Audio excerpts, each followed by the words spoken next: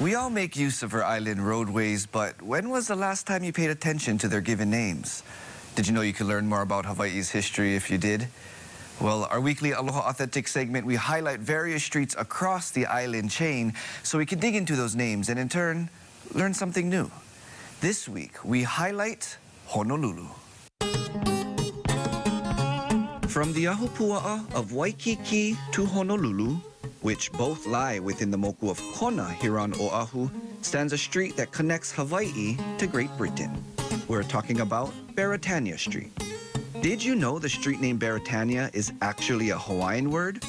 Thus, the correct pronunciation of Beretania is Beretania, which translates as Britain or British. Other names once used for the street include Back and Upper Street. But Beretania stuck with people because the British Council was once located on this roadway. According to old maps, the British Council resided in the area across the street from the Hawaii state capital today. The name Beretania dates back to 1836, when the Sandwich Island Gazette newspaper proposed it, along with a few other names that also remain.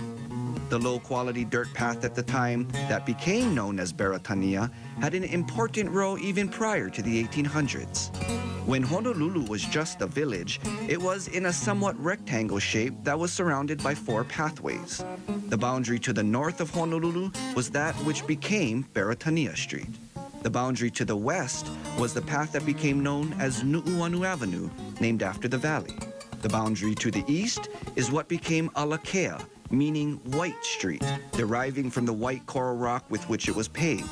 And the boundary to the south was what became known as Queen Street, once known as Sea Street, because that is where the harbor water once went up to. Did you know? Now you do.